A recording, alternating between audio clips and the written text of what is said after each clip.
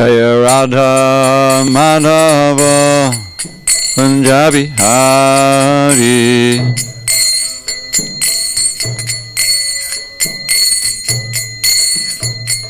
Jaya Radha Madhava Punjabi Hari.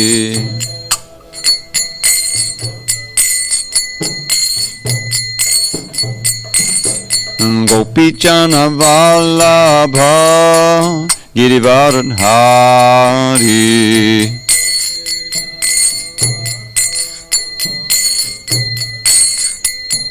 Jaya Gopi Chana Vallabha Girivardhari.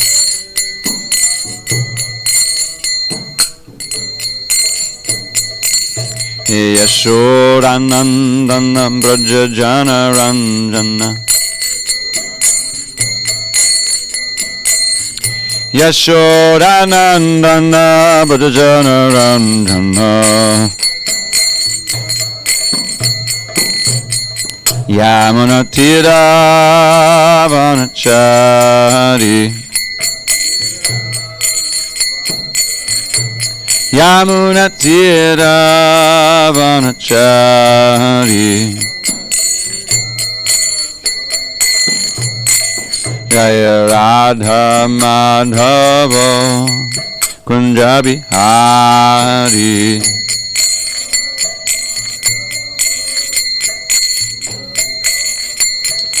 Jaya Radha Madhava Kunjabi Hari.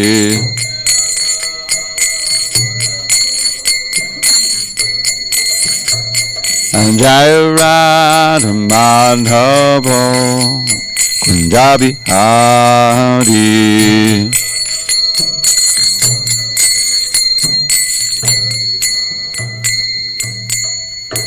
Jai Mr. Bhad Paramahansa Buddhikacharya Ashtotar to Sri Srimad Divine Grace Srila A.C. Bhakti Vedanta Swami Prabhupada Ki Jai.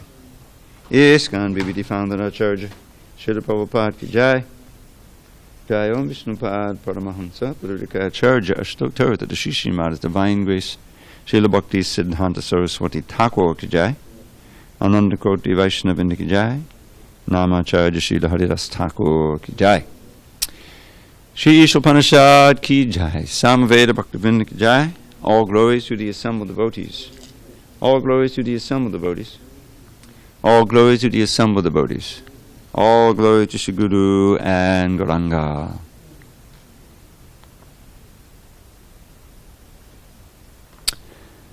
Om Namo Bhagavate Vasudevaya.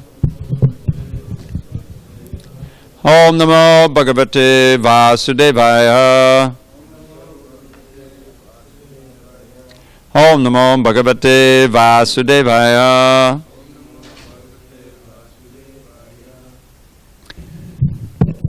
On the second day of December 2019 in SanDiego, we're reading from Sri Isopanisad, translation and commentary by His Divine Grace A.C. Bhaktivedanta Swami Prabhupada. And we are reading text or mantra number 8. And we'll read the translation and then read from where we left off in the purport. And we should finish this purport today. You don't have anything?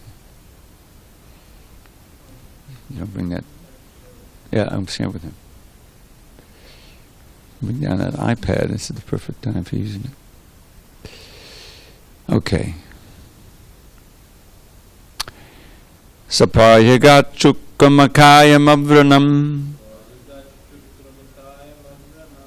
asnavidam shuddham apapa vidham kavi manishi paribhu swayambhur yata tatyatotan vidadat chashvati bhaksamabhyaha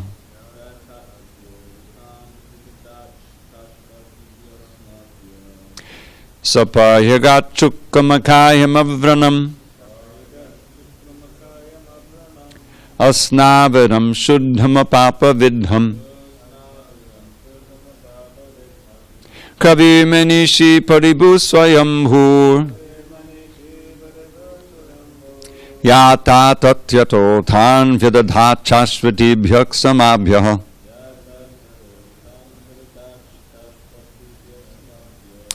Sapayagachukkamakayam avranam. Asnam vidang shuddham apapa vidham. Kavi manishi paribhu swayambhur. Yatha tatyato than vyadadhat chashvatibhyak samabhyah.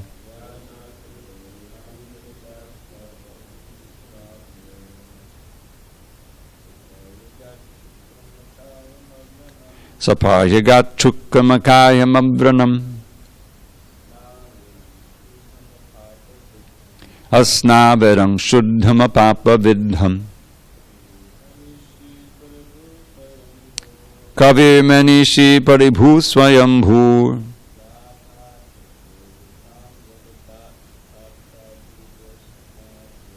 Yatha tatyato than vyadadhat chashvatibhyak samabhyah. Did anyone try? No. Okay. Glenn, you're up. You didn't want to try. Darcy? No. I don't think so. I'll read the synonyms. Oh, no synonyms. I'll just read the translation. Such a person must factually know. Now, who is that person? Let's look at that. Person who knows the Lord. Let's see, back in text 7. One who always sees all living entities as spiritual sparks, in quality one with the Lord, becomes a true knower of things. What then can be illusion or anxiety for him?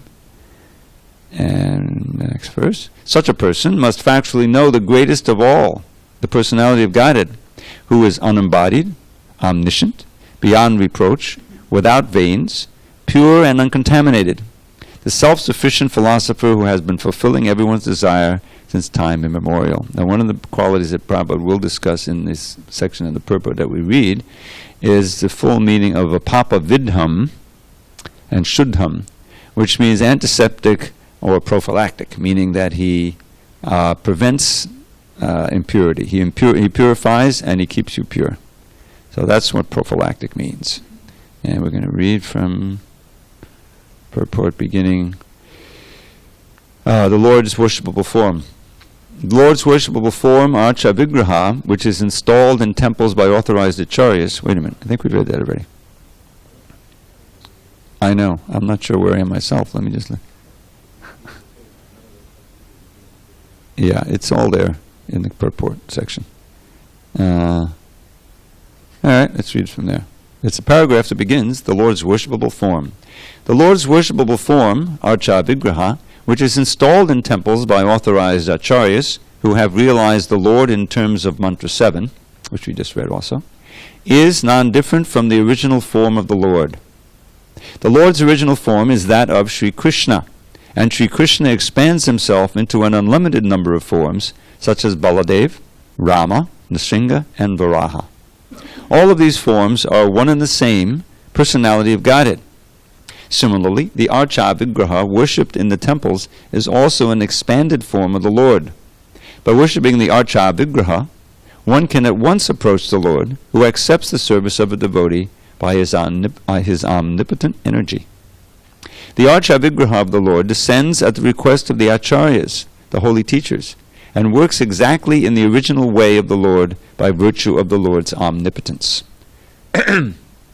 Foolish people, who have no knowledge of Sri Isopanisad or any of the other Shruti mantras, consider the Archa Vigraha, which is worshipped by pure devotees, to be made of material elements. Just to let you know, that's the Archa Vigraha on the altar. Archa Vigraha, the form that we worship. The form may be seen as material by the imperfect eyes of foolish people or Kanishta Adhikaris. But such people do not know that the Lord, being omnipotent and omniscient, can transform matter into spirit and spirit into matter, as he desires. In the Bhagavad Gita 9:11-12, the Lord regrets the fallen condition of men with little knowledge who deride him. These verses are Abhajananti Mamudha Manashim Tanamashratam and Mogasha Mogakarmano. The Lord descends like a man into this world. Such poorly informed persons do not know the omnipotence of the Lord. Thus the Lord does not manifest himself in full to the mental speculators. He can be appreciated only in proportion to one's surrender to him. The fallen condition of the living entities is due entirely to forgetfulness of their relationship with God. In this mantra, as well as in many other Vedic mantras, it is clearly stated that the Lord has been supplying goods to the living entities from time immemorial. A living being desires something, and the Lord supplies the object of that desire in proportion to one's qualification. If a man wants to be a high court judge, he must acquire not only the necessary qualifications, but also the consent of the authority who can award the title of high court judge. The qualifications in themselves are not sufficient for one to occupy the post. It must be awarded by some superior authority. Similarly, the Lord awards enjoyment to living entities in proportion to their qualifications, but good qualifications in themselves are not sufficient to enable one to receive awards. The mercy of the Lord is also required. Ordinarily, the living being does not know what to ask from the Lord, nor which post to seek. When the living being comes to know his constitutional position, however, he asks to be accepted into the transcendental association of the Lord in order to render transcendental loving service unto him. Unfortunately, living beings under the influence of material nature ask for many other things, and they are described in the Bhagavad Gita 241 as having divided or splayed intelligence. Spiritual intelligence is one, but mundane intelligence is diverse. In Srimad Bhagavatam 7.5.30-31, it is stated that those who are captivated by the temporary beauties of the external energy forget the real aim of life, which is to go back to Godhead. I think this is Prahlad's instructions to his father, Nate Vidu Svartikatimi Vishnu. Forgetting this, one tries to adjust things by various plans and programs, but this is like chewing what has already been chewed. Nonetheless, the Lord is so kind that he allows the forgetful living entity to continue in this way without interference.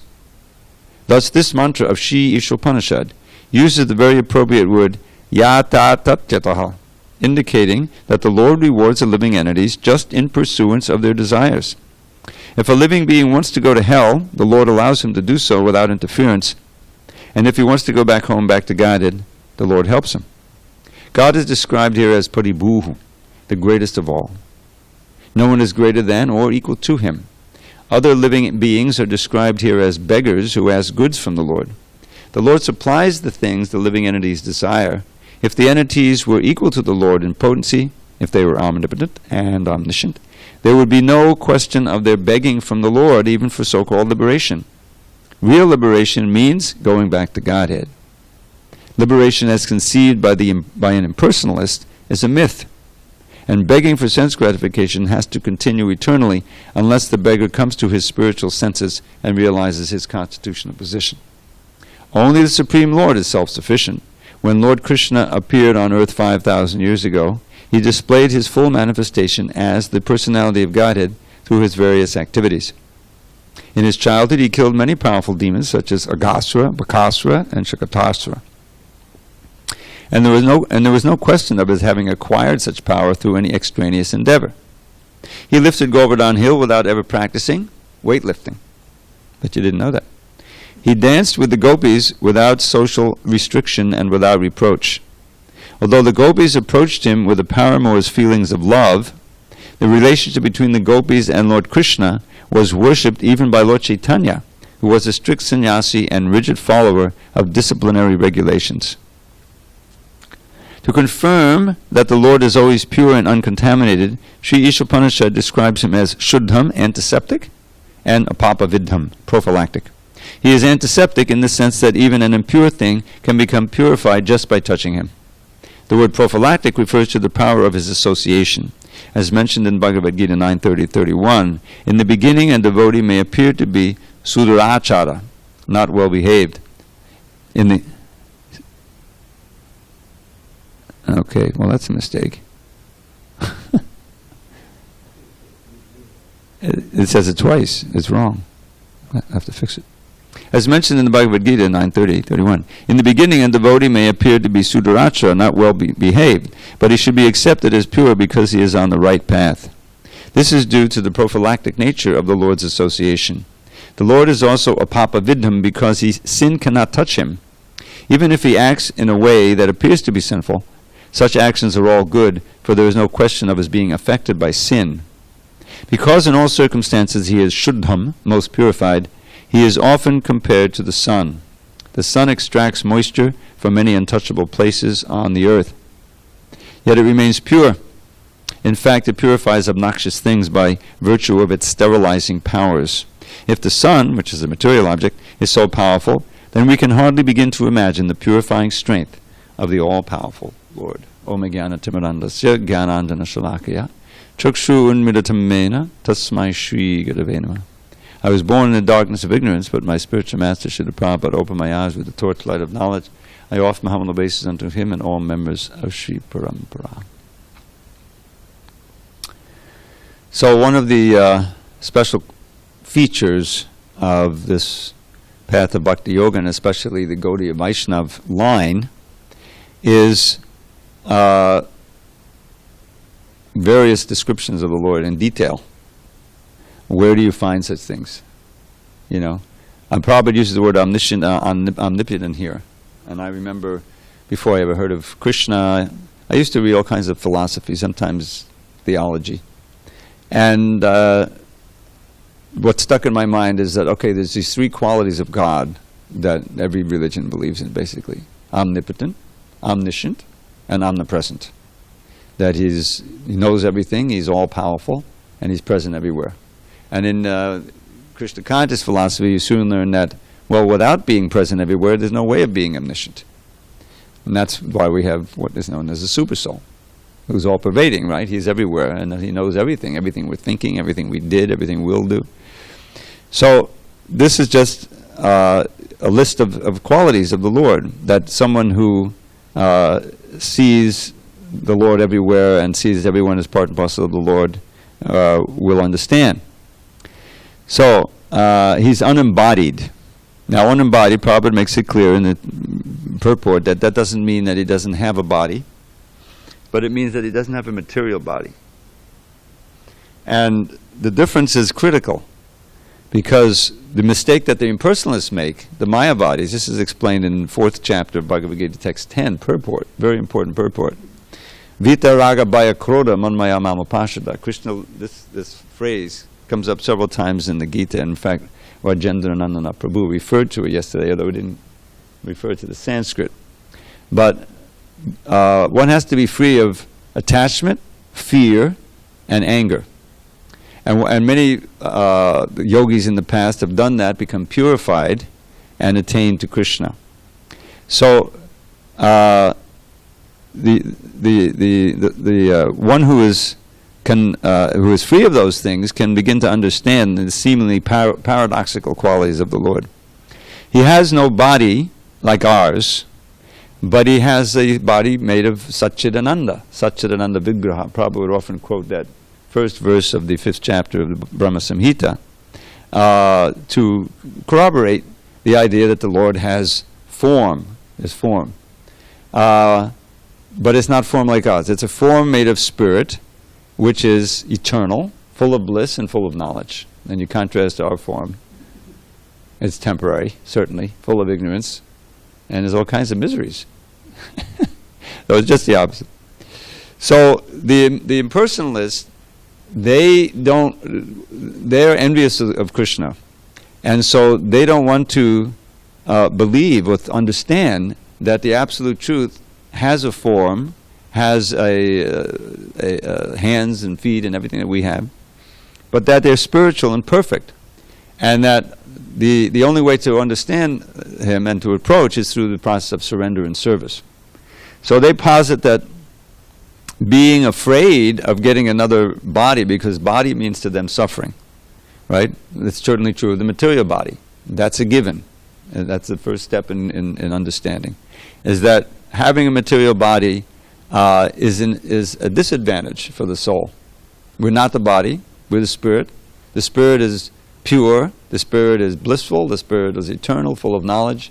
But here we are sitting in a body and identifying with it and having all negative qualities just opposite to those. So the body really is the source of all of our suffering. It certainly is what takes birth and what dies. It's what gets old and what gets disease. It's all the body. It's not the soul. We just know those things. We're aware of them because we're associated with this particular body. So for the Mayavadis, the impersonalists, they don't even want to think that about spiritual body. Their idea is that body means suffering.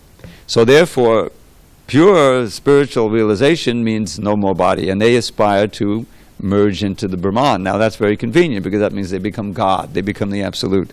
Aham Brahmasmi, Tattvamasi. Tattvam. These are these little slogans that they have. Tattvamasi means you are that. You are that Brahman. And the Brahman is the absolute, the supreme. You're God, and that means I'm God. So, but that's not actually the fact. Is that we have a form of spiritual form just like Krishna does, but ours is covered. We're not aware of it. Where his is never covered. There's never a time when he forgets himself or when he becomes illusion like we are. So. He's unembodied here means that he has no body with veins, right? Without veins. In other words, like a body like ours. He's omniscient. He explains in the Bhagavad Gita. Vedaham samaditani vartamanani charjana bhavishani chabhutani mam tu vedana kashtana. I think Vedaham vartamani bhavishani Vedaham samatitani vartamani charjana bhavishani chabhut. Yeah, I know everything that happened in the past, everything that's happening now, everything that's happening in the future, and all living beings, but me no one knows. This is the verse in the 7th chapter. We just read it in the evening class. So that means that's the true gold standard of omniscience. Now, omniscience is the kind of thing that in English you can't say that's very unique. We're taught in the 3rd grade or 5th grade, whatever. You shouldn't say very unique. Unique means it's one of a kind, and there's no degrees of unique. But in Krishna consciousness we have that. Perfect, which is another one of those. More perfect and most perfect. Krishna's activities in Dwarka are perfect, but his activities in Mathura are even more perfect, and in Vrindavan most perfect. You see what I'm saying? So Krishna is omniscient to the nth degree, but Shiva also has a measure of that. This is mentioned in the list of qualities. There's like, if you want to know a person, what's the first thing you got to know? The name, the name. Who is the person? If the police are looking for someone, they want to know what's his name, his actual name, not his pseudonym, not his fake name. What is it? And then they want to know, well, what does he look like? Right? Give me a description. Right? We have an eyewitness. Okay, he's tall, blonde, whatever it may be. So you have name, form, and then you want to know, what's he like? Is he fat or thin? Is he angry? Is he crazy? In other words, qualities. And finally, you want to know, what does he do? Where does he hang out? What is he doing? Name, form, qualities, and activities. In Krishna's case, pastimes. So that's defines a person. And we all have that. We have our eternal form, name, form, qualities, and pastimes with Krishna in the material world. They've all been forgotten. They're on hold right now. Now we're pretending or imitating that situation by taking on all kinds of names attached to all kinds of false forms, and we have qualities which really are constructed by the modes of nature. They're not actually our intrinsic qualities. And whatever we're doing is anything but a pastime. We're forced to do this, forced to do so many things. Then we try to have a little free time and play, But that also causes anxiety. In other words, we're not in our situation, but we have reflections of all those things. We still have name, form, qualities, and activities. So the impersonalists are afraid of that because they only identify that with conditioned life. So they try to get a liberation without Krishna. But the Shastra says there's no such thing. Hading Vedana Sriting Taranti. Without Hari, without serving Hari, there's no crossing over samsara, the path of birth and death. We also have Rishabdev's statement, which isn't often quoted, but I think it's great. He says, Priti Nayavan Mai Vasudevi Namochite Priti Nayavan Mai Vasudevi Namochite Dehi Yogena Tavat.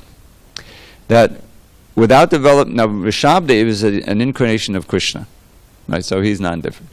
So he says, without developing love for me, which is only possible through bhakti yoga, without developing love for me, Vasudev, he identifies himself right there with Vasudev, which is the name for Krishna. It's important to get the long A's and short A's right, otherwise you get really confused.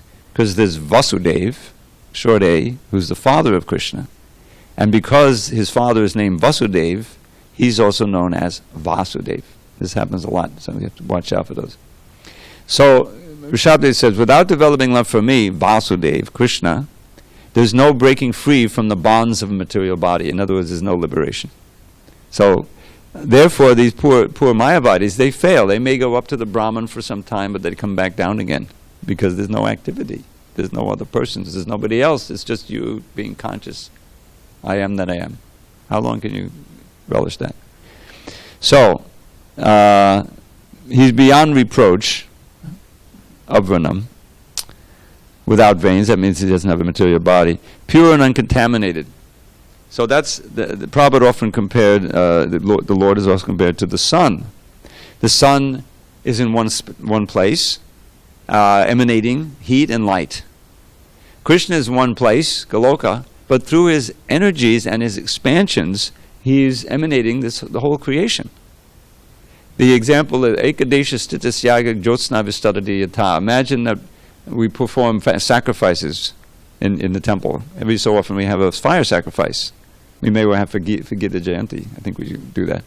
So we build a little fire here and pour in the ghee and so forth. So the fire is in one place, but you can see the fire, the flames from over in the corner. And if you really get it going, you'll even feel a little heat, right? So the fire is in one place, but it's emanating it through its energies. It's affecting all over the an area, commensurate with its power. So Krishna is in one place. He's in Goloka. But through his energies and his expansions, he also has that power. He's creating and maintaining and destroying the whole world. Everything, every person, everything in existence is either a plenary expansion of his, another like Balaram is his first expansion, Lord Balaram. And he's practically just like Krishna. He's another Krishna, right? But he looks a little different. But he's just as powerful. He can do things. So he has so many Vishnu expansions, right? There's all these Vaikuntha planets. Each of them has a Vishnu. There's the Mahavishnu we have in the corner there, the nice painting, lying in the causal ocean, emanating all of those universes, and then expanding again as Garbhodakshay Vishnu into each universe, and expanding again into each atom. That's all plenary expansions. So in this way, plus the energies themselves, there's the lower energies, the material energies, earth, water, fire, air, ether, mind, intelligence, ego. They're all material, they're dead. But they seem alive because they're animated by the presence of the soul and the super soul. So in this way, Krishna is all powerful, and he's expanding everywhere. So and he's pure and uncontaminated. He never becomes affected by the material energy. What is that? There's a nice verse. This is the divinity of the divine. I forget how it goes now. Review these verses. Etadishanam ishvasya prakatistopi tadgunai nayujjate chadatnastaya yata buddhi tadashraya. Not bad. I think I got it mostly there. This is the divinity of the divine. The quality of Ishvara in the Ishvara. That's what the divinity of the divine. And that is, even though he may be situated in Prakriti, in other words, he appears in this world, he's not affected by it. He's not affected by Maya, by the Maya energy. Rather, that all dwells within him. In other words, it's all emanating from him, and he's in control of it. And similarly, this is where it's important for us, the intelligence of those whose minds are fixed on the Lord is also unaffected by matter. In other words, this is the way to become truly transcendental in this world, is to become absorbed in Krishna consciousness. And we can experience it. You know, if you're absorbed in chanting Hare Krishna and you're in the kirtan, at that time, Your worries and your anxieties, as Rajendranath was pointing out, are not there. Now, you say, well, yeah, I get that just by watching a movie. But the thing is, that just keeps you in the modes of nature. You can actually live in this consciousness all the time. You can't live in in the illusion of movies and drugs and all the time. It just makes it just comes back and hits you even worse. In other words, that is a very perverted reflection of the relief that you get from accepting and becoming fully Krishna conscious. You can transcend fear. You can transcend anxiety, even in this world, by becoming fully absorbed. That's the promise, and we've seen it.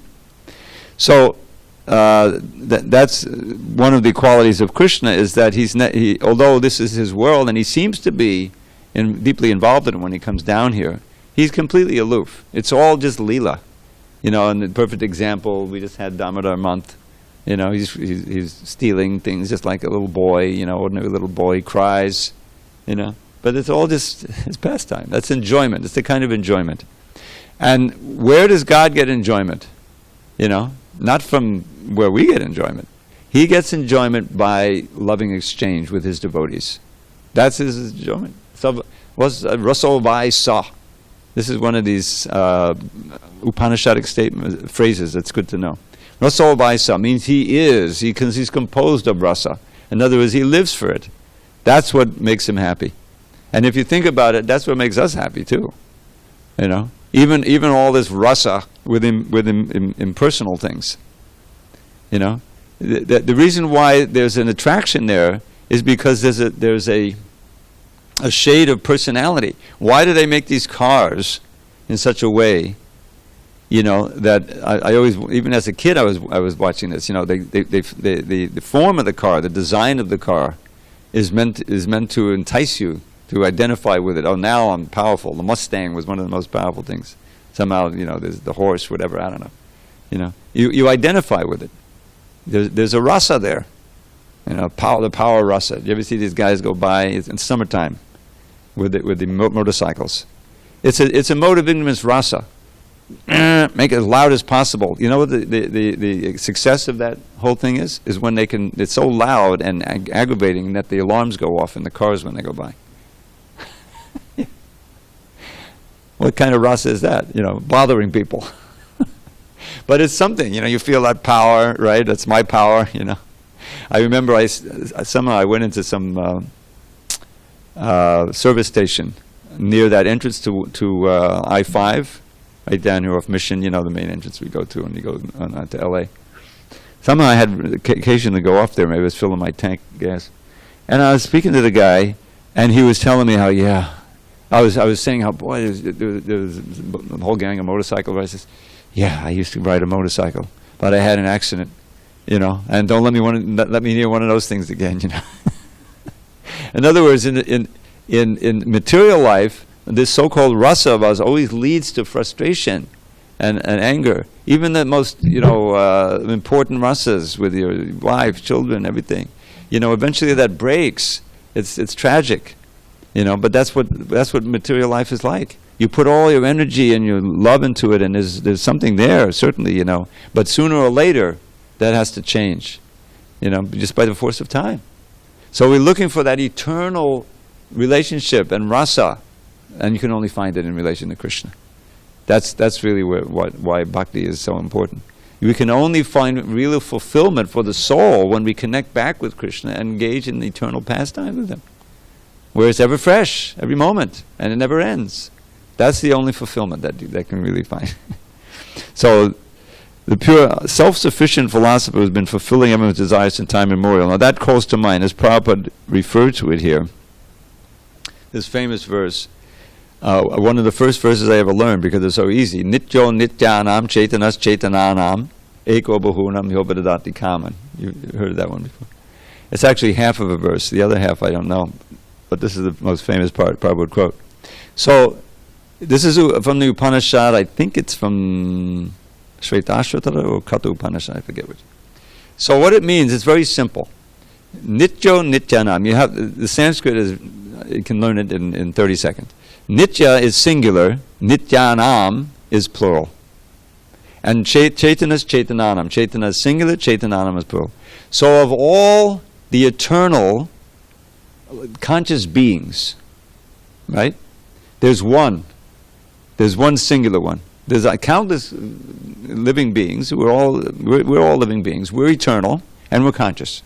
But there's one eternal conscious being, and what is qualification? Eko is one. Bahunam yovadadati kaman, who is providing the necessities for all the others. Now, there can only be one who's doing that. If there's a second one, then they're competitors, but there's no competitor. So that's one definition of God, is that He's providing everything that we have since time immemorial. Where is the air coming from? Where is the food coming from? It's all coming from Krishna. But we'll forget that completely. If people, because one of the things we wanted when we came to this world is to forget Krishna, so we could try to compete and enjoy separately. And so He lets us forget. We go get life after life after life. But that also means suffering, because although we're getting our necessities from Him, we've forgotten who is coming, and we say, "Oh, it's coming from nature; it's just natural," But it's not. Everywhere that you find nature, you'll find what is that famous phrase they hate? Intelligent design. I'm sorry, we're not going to give that one up. Intelligent design is a perfect description of what we see around us. You certainly see it wherever you find any human artifact. But why is it so logical to understand? Yes, somebody designed and made this floor and figured it out so it's straight. They apply their intelligence at every step, picking out the color and the whole thing and whatever. And painting, the painting didn't just come. Somebody applied their intelligence for months on end. Everywhere you look. But you go out 20 feet and there's a beautiful tree blooming with a flower, and that doesn't require any supreme intelligence. It's just happening.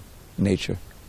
Nature is completely subordinate to Krishna. She doesn't do anything independently. Otherwise, what does it mean in Bhagavad Gita? We believe Bhagavad Gita, right? So Krishna says, Maya yakshena prakriti suyate sacharacharam. Under my supervision. Maya akshena literally means supervision. The eyes. I'm watching at every moment. Super soul, everything. Suyate prakriti, the nature, produces everything. And it's only due to that supervision of mine that Jagat Vipati Vartate means that the universe is working. It's going around. Everything it's like a big machine. Our little bodies are like little mini universes, and they're like machines. Krishna says, yantra. Similar thing with the big universe. It's super complicated.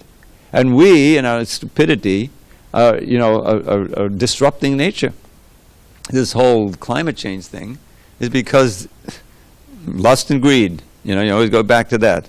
There's never enough. Just the coal. Everyone needs the coal. It's so dirty. It's contaminating. All right. China just 300 new coal plants in China and outside China. You get the energy. You can move things. We have to. They're destroying the planet. Even in India, they had this pollution emergency in Delhi, and people had to stay inside. And the pollution was so bad, it's 90 miles to Vrindavan. That's not very far. And unfortunately, it's downwind. That was going right to Vrindavan. People were saying it was the worst air quality ever. Destruction. Because, the human mind is trying to exploit nature, and they built it up to a way where it would actually to have a big impact on the weather and climate. Climate has changed right here since I've been here 30 years. So all of this is due to forgetting God and trying to imitate Him. And so these descriptions are very important. And Prabhupada, he focuses on the archa vigraha. Now, vigraha means form. Archa means a worshipable form, the form you worship. Well, we can't worship the original spiritual form of Krishna with our present senses. We can't perceive Him. We can hear about Him, but we need a form if we want to, massage the Lord's feet and dress Him and evoke our natural love. Then we need that, And so he agrees to come by means of the pure devotee, the acharya, who installs and so forth. And because of the worship that goes on, then Krishna agrees to reciprocate our prayers and everything through the archa vigraha. This is one of the most inconceivable aspects. The whole thing is inconceivable. The whole idea that God is present in full in His name is like beyond. I can't figure. That doesn't make sense. But it certainly doesn't make sense to the so-called logical mind. But if you actually have some faith and you start to chant, you realize, there's a transformation going on here. I'm becoming less less anxious. I'm losing my desire for things that I know are bad for me.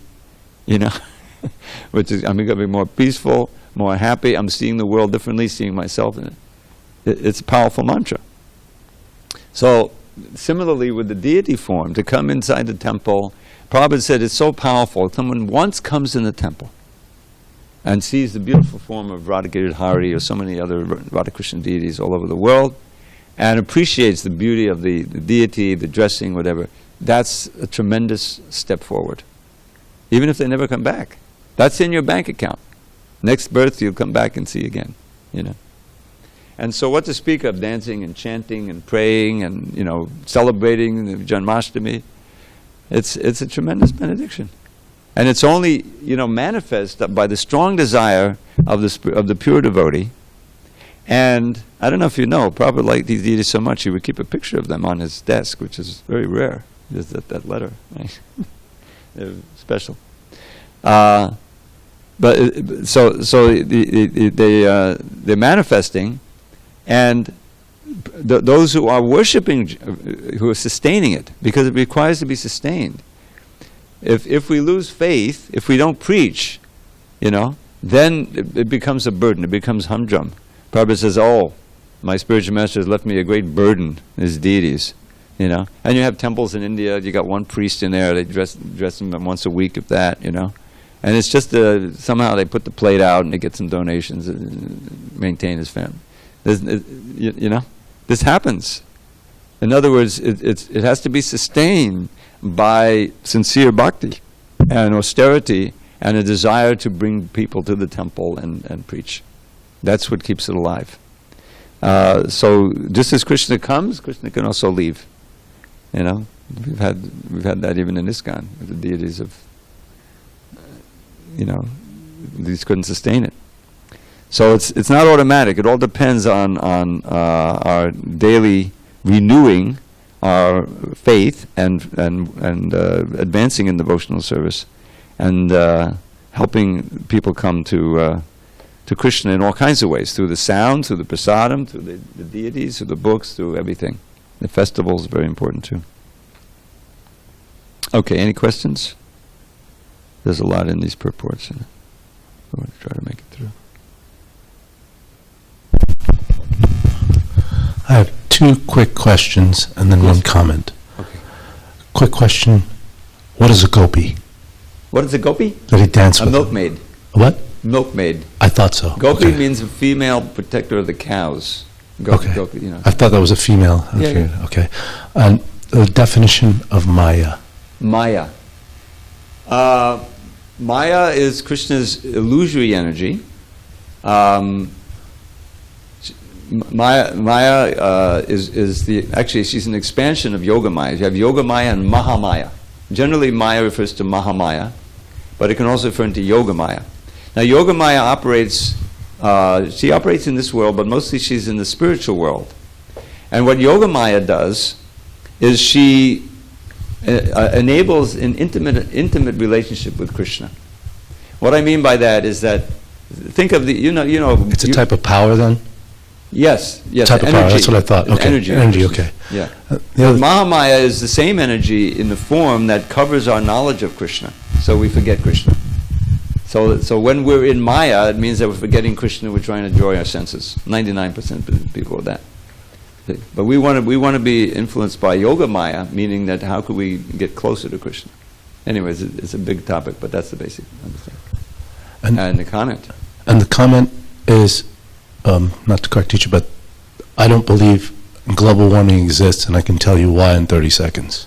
The reason why is because our planet is traveling through the Milky Way, and it goes through the great years. 26,500 years is written by the the Sumerian and the Mesopotamian tablets and the Mayans. And what happens is, as we go through, we get closer to the great suns, and the Earth is bound to change its temperature.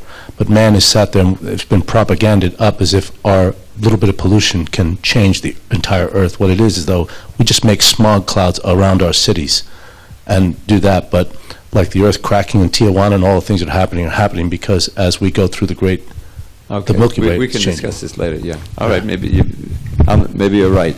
But it's still getting warmer. That's It is getting warmer, and the ice will melt. All right. But I guess what we can do about it is pray that it won't happen.